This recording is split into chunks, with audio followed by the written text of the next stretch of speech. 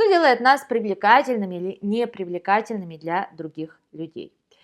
Момент первый. Конечно же, нет в мире ни одного человека, который привлекателен абсолютно для всех. Точно так же, как нет человека, который не привлекателен ни для кого. Когда мы хотим понять, поисследовать механизмы привлекательности, непривлекательности, да, как это возникает у нас внутри, нам необходимо посмотреть конкретную пару людей, которые решают вступить в отношения. Ну, не только там парное, любовное, это могут быть дружеские отношения, бизнес-отношения и так далее. Но когда вы встречаете нового человека в своей жизни, вы его встречаете в каком-то контексте, да, например, это какой-то новый сотрудник, который приходит в вашу компанию, или это там, мужчина, с которым вы пошли на свидание. То есть все равно это знакомство, оно предполагает дальше какой-то контекст отношений, да, у вас есть некая фантазия, представление, как дальше эти отношения должны развиваться.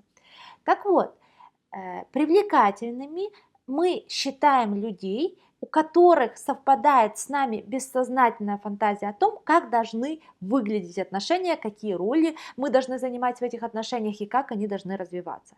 Если эта бессознательная фантазия совпадает, тогда образуется притяжение и дальше образуется тесный контакт между этими людьми. Ну, есть, по крайней мере, потенциал этого. Что такое бессознательная фантазия об отношениях? Это такой привет из коллективного бессознательного, из той прослойки психического, где записаны все типичные паттерны отношений, типичные модели отношений. Это то, с чем мы приходим уже в этот мир, мы рождаемся, да, ну, даже неправильно, эта информация есть вне нас, она просто есть вот в таком общем информационном поле Земли. И когда ребенок рождается, он связывается с этой информацией и, соответственно, дальше свою жизнь, свои отношения тоже выстраивает по этим моделям. Это как, знаете, например, есть 7 нот, да, а из них люди создали миллионы разных мелодий. И точно так же есть некоторое количество вот таких типичных паттернов, типичных моделей отношений. Из них миллиарды людей, которые жили на этой планете, создали миллиарды своих неповторимых отношений. Но суть у них одна и та же. Например, есть история про Золушку и есть история, фильм «Красотка» с Джулией Робертс. Да? То есть они как бы разные, но суть одна и та же. Да? Это вот бедная девушка, которая попадает в этот высший свет и выходит замуж за принца. И на самом деле вот на этом архетипическом сценарии созданы множество, там, тысячи, десятки тысяч, возможно, разных историй. Вот пример одной такой модели. Таких моделей в коллективном бессознательном, таких архетипических моделей отношений есть много. И один из хороших способов их увидеть – это изучение мифологии. Например, вот в греческой мифологии, да, есть миф, есть бог Зевс и его жена Гера, и между ними какие-то отношения, то есть это определенная пара, да. Зевс такой вот мужик-мужик, который всех вокруг женщин, так сказать, осчастливливает своим вниманием, своей любовью, а Гера такая вот жена, которая у нее тоже вроде есть власть, но она вот постоянно в ревностях, в этих разборках, в попытках отомстить любовницам своего мужа и так далее, но при этом это такой крепкий брак, он постоянен, они никак не разводятся, никуда ничего не уходит, да? Вот, пожалуйста, основной мотив отношений. И если вот есть миф, да, который показывает эту модель, и вот есть уже вот в современном мире мужчина и женщина, которые встречаются, например, вот она в поисках отношений, он в поисках отношений, они, не знаю, на свидание пришли друг к другу, и с точки зрения глубинной психологии, да, от чего зависит, они будут привлекательны друг к другу или нет? От того, насколько они совпадают вот в этой бессознательной модели о том, что они хотят в отношениях. Бессознательной, то есть они, ну, это не то, что человек может рассказать. Сознательно это все такое, знаете, правильное, вот я хочу такого мужчину, я хочу такую женщину, все. А вот бессознательно нами руководят вот эти вот глубинные архетипические модели. И, например, если у мужчины это модель Зевса, а у женщины это модель Геры, то эта пара совпадет, потому что у них одинаковая бессознательная фантазия о том, какой паттерн отношений они хотят прожить. Это будет очень крепкая пара, крепкая семья, ну, не супер счастливая, но очень крепкая, да, где он будет играть вот такого Зевса, да, такого мужчину, ну, как правило, с хорошим социальным положением, с деньгами, который вот направо-налево всех этих женщин ищет. И вот она будет такая жена, то есть с одной стороны в официальном статусе, тоже с положением, но при этом вот постоянно бороться с этими его любовницами. Вот такая пара, ну вот типичная, да, я думаю, многие из вас знают такие семьи, очень много там таких женщин приходят к психологам, и они очень долго и крепко живут, да, потому что их связывает вот этот вот архетипический миф.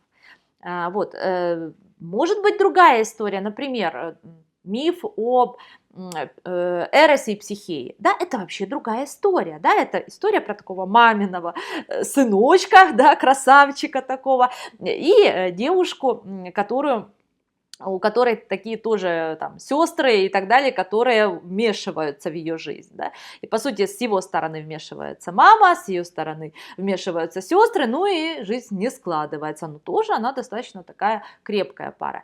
А теперь представьте, да, если у мужчины, например, бессознательная фантазия про пару Зевс-Гера, а у девушки про пару Эрос-Психея, это вообще, ну, ничего общего нет. Да? Эти люди не смогут быть привлекательны друг другу, да, потому что они про разное.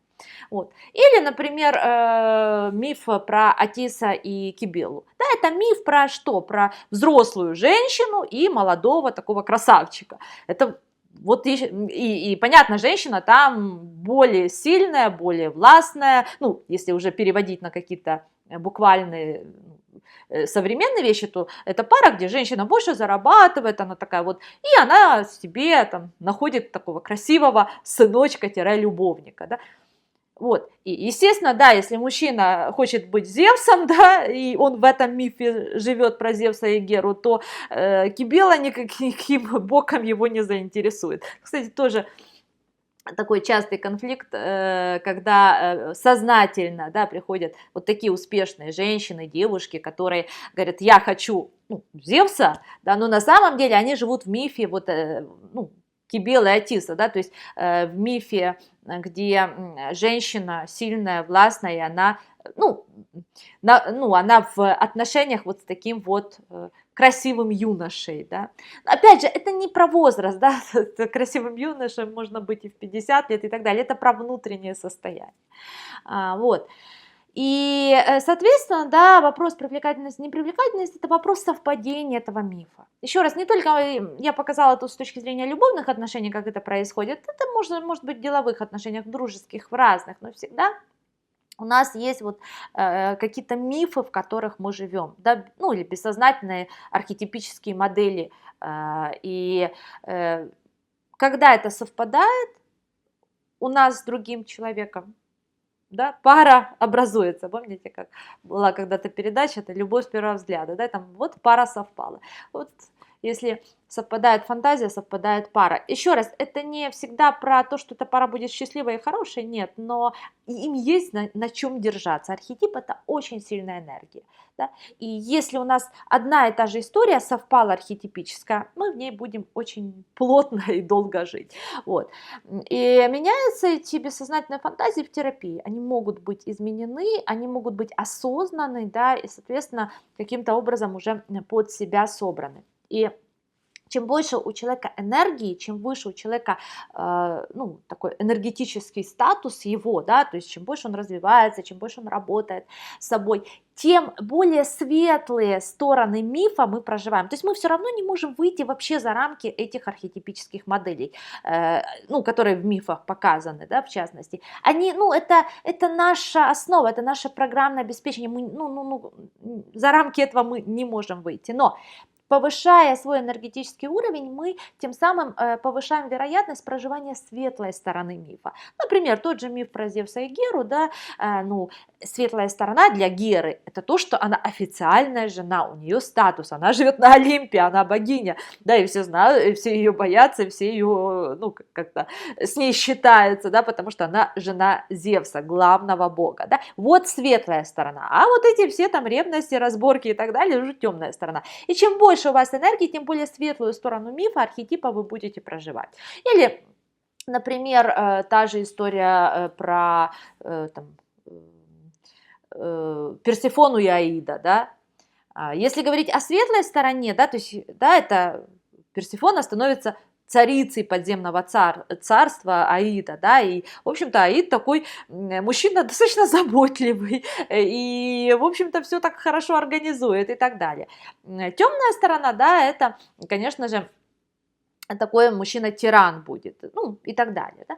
То есть, еще раз, вот в каждом мифе нет плохих, хороших, там есть вообще мифы, они за пределами, да, полярности хорошо-плохо, морально-аморально, да, это, ну, другой уровень. Вот, и от того, насколько, ну, какую часть мифа, да, вы будете проживать, насколько она будет светлой и счастливой для вас, зависит от уровня энергии.